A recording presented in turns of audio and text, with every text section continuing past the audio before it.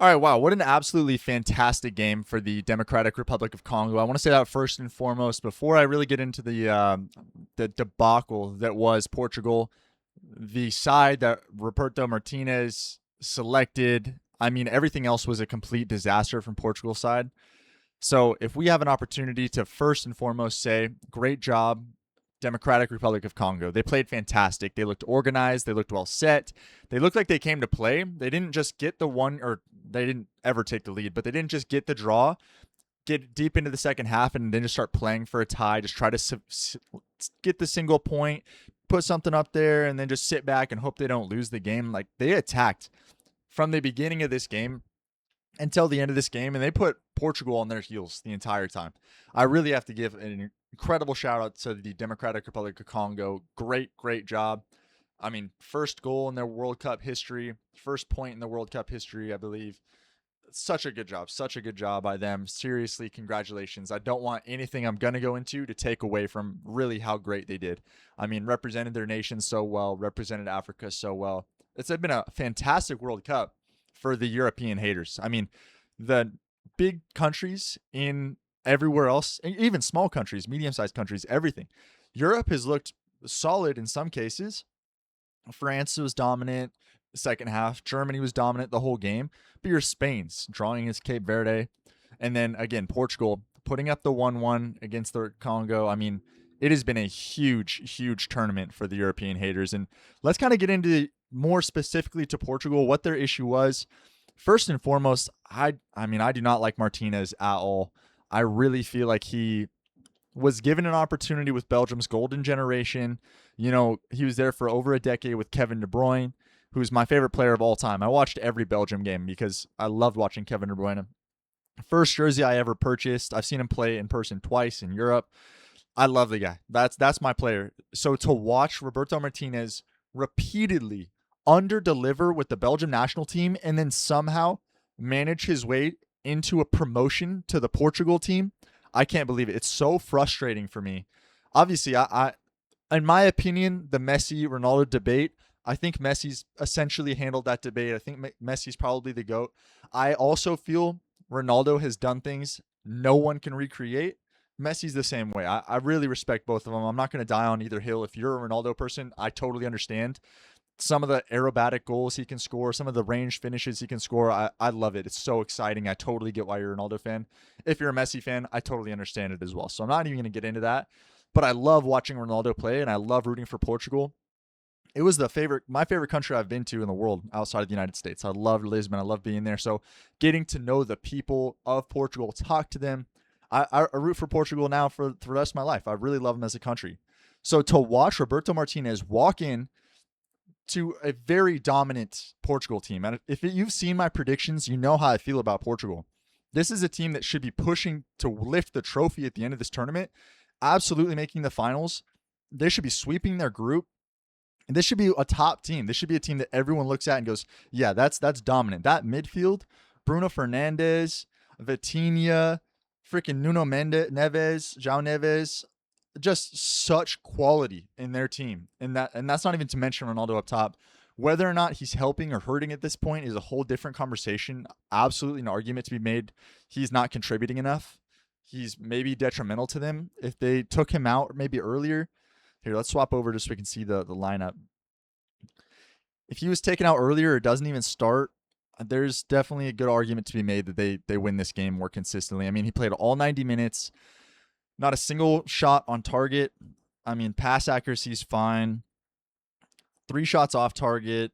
I mean, 25 touches in the entire game is just, it's terrible. He's got to be doing better than that. He was hustling. He put in a good shift. He was pressing their goalkeeper at times. He was pressing their back line, but still it was nothing near what needs to be happening in a World Cup, especially when the night before Messi goes up and puts the hat trick on. Mbappe scores 2 goals.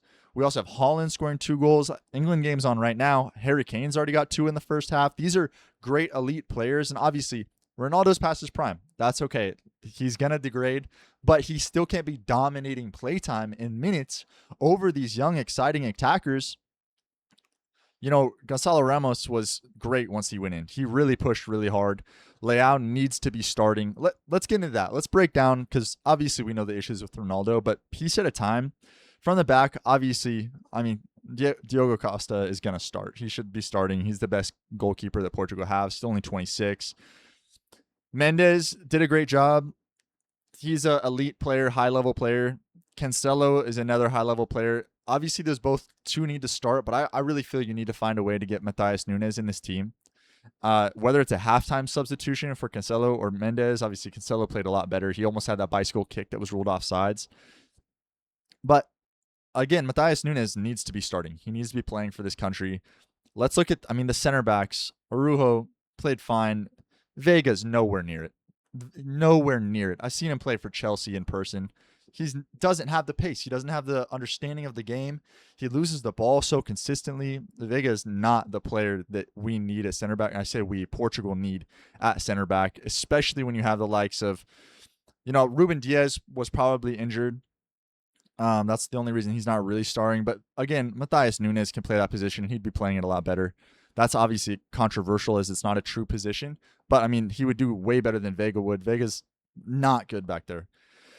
Neves, man of the match, got that goal. Fantastic goal. Vitinha, they started praising him in the middle. Heat map, he's all over the place. He's doing a great job. They were praising him for, after the 30-minute, after the first water break, he had more completed passes than Congo had the entire game. Which, sure, yeah, that's really good. That's a great stat. However, when none of them are going forward and creating anything, and two of them go to Ronaldo, and basically nothing else is happening on the field, he's just not contributing enough. He needs to be stepping it up and doing better. Only 1 of 4 ground duel ones. Obviously, it's not really his role. He's not there to beat players on the ground. But as far as passes in the final third, 23 is good. Just didn't ever turn into anything in the end there. The 0 for 1 on crosses. Neto, I thought, played well. Neto was out there. He was playing his heart out. Neto should start. Bruno Fernandes, this is extremely controversial, and United fans are going to be upset when I say this. I understand the quality of Bruno Fernandes. I understand what he brings to the team. I understand the assists and the opportunities that he can create, especially for Manchester United, and he's done it in the past for Bruno Fernandes, or for Portugal. This game, he was off it. Whether or not it needs to be him dropping in, getting on the ball more, creating that for himself so that he can get flowing, or it needs to be more of a centerpiece from Roberto Martinez. Bruno Fernandes needs to be doing better. He was no good today. Bernardo Silva, obviously, no good today. I'm a diehard Manchester City fan. I've watched hundreds of Bernardo Silva games. That was bad. That was really bad. That lashing out at the tackle to try and get the ball back after a super heavy touch. He didn't contribute nearly enough. And then obviously Ronaldo, that's going to be what all the memes are going to be about, especially the night before. There was so much pressure on him because Messi scored a hat-trick the night before. But he's just got to be doing more, or he needs to be coming on as a sub, coming on in the 66th minute, create a spark, try and get something when you're in that mode where it's like, all right, we need to put something in the box. We just need to be creating opportunities. That's when you put Ronaldo in. Not at the beginning of the game when you still are able to dominate that possession, especially against a team like Congo, who, again, they played great. They were very well organized. We still got that great goal. That was a beautiful header. But you're going to dominate possession. You're just going to when you're that much better of a team technically. You can see the heat map. You can see the possession stats, 75-25. The momentum board, basically all over for Portugal, except for, they got a little spike in the 63rd. And then right before halftime, obviously, they get their goal. But they're going to keep the ball the entire time. Why is your striker getting so few touches? And I feel this same frustration when I'm watching City play and Haaland steps up there and Haaland gets 5 touches and a half. The difference is Haaland's at a point where one opportunity, he takes it. And it doesn't matter if it's an error on the feet. That's what Ronaldo wants to be doing, but his ability is just not there anymore. And Haaland also has a great work ethic, and he can be a machine and press the fullback. If the fullback plays to the keeper, he slides over and presses the keeper, forces long balls. He's getting in their face all the time. He's imposing. He's physical. He's fine pushing through people. He's fine getting fouled. Ronaldo, I don't even know if you saw him bump shoulders with the defender the whole game. He was never getting contact, never initiating contact, never bullying them, never taking advantage of them physically. And those are just things you're going to need from a striker if he's only going to have 23 touches an entire game. So very frustrating. And back to, Roberto Martinez, it's such a disservice to a country like Portugal when you have probably the best midfield three in the world, and Neves, Vitinha, and Bruno Fernandes. Also exceptional players like Bernardo Silva. Araujo and Vega, obviously questionable center backs. I'd prefer to see Ruben Diaz in there, even though he's been out for a while, hasn't played super consistently.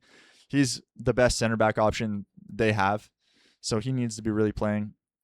You can see the rest of the bench. I mean, in my opinion, Matthias Nunes was going to create a lot more today than anything that Mendes did, or Cancelo played well, but I think Matthias Nunes is a player that is huge in big moments, and it's a World Cup. There's going to be a lot of big moments. You need him in there. Obviously, Trincao probably deserves an opportunity. He should be in there, and I know, again, the midfield three is really good, but maybe you slip him into wing, let him play something out there. João Felix, I believe, should be in there. I think next game, as brutal as it is, I probably definitely start Leao over probably Neto. I definitely start Ramos over Ronaldo. And again, it sucks because once you bench Ronaldo in a big game, you snap that seal.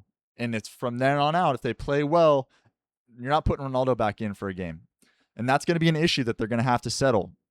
And that's something Roberto Martinez needs to be that. He's not the long-term coach of Portugal. Everybody knows that. Especially if he's underwhelming in this tournament, they'll probably get rid of him. Again, no idea how he can do so poor with Belgium for a decade when they have so much quality and gets a promotion to be the Portugal coach. Does not make any sense to me. So he needs to be the guy that says, look, Ronaldo, we are doing this for your country, for the good of Portugal. You're going to have to sit down. You can come in the 66th minute. You can come in the 70th minute. Shoot, you can even come in at halftime. But you can't be starting a game and getting 23 touches and not producing anything, not checking back. We're watching, England game's on right here. Harry Kane's sliding back between the center backs so he can create a long ball opportunity. He drops into the 6. He can play the 8. He can do everything. Ronaldo is obviously not expected to do that, but he needs to be contributing more than he is. And you could almost see, like, during Neves, his header goal, I swear, if you watch Ronaldo, he goes like this. First instinct's like offsides. It's like, that's your own player. Why are you doing offsides on your own player? Like, it's like he doesn't want other players to score.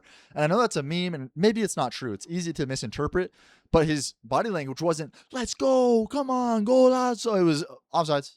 Or he puts his hand up. Like, what? I don't understand.